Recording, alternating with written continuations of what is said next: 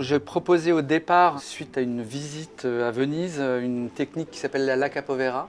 C'est une technique du XVIIIe siècle qui consistait à imiter la laque de Chine sur les meubles en utilisant des gravures. Donc on est reparti comme au XVIIIe, on a réutilisé une gravure, mais cette gravure on l'a faite en sérigraphie.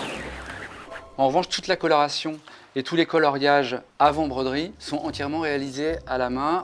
Une fois que cette coloration va être faite, on va venir thermocoller les éléments. Puis ensuite, on va les broder en peinture au fil. La peinture au fil, elle va être là pour rehausser les rythmes et l'essence de gravure. Et toujours avec cet aspect d'usure, en fait, comme si le tissu s'était un petit peu usé et le fil était parti progressivement du dessin. La plus grande difficulté concerne surtout les manches en fait, qui sont composées de 7 morceaux sur lesquels on a déjà fait nos placements. Ces broderies, comme vous voyez, elles sont découpées sur le côté, c'est qu'elles vont être complètement incrustées dans le motif. C'est-à-dire que le motif ne va pas être coupé, c'est là où on voit vraiment un travail de couture.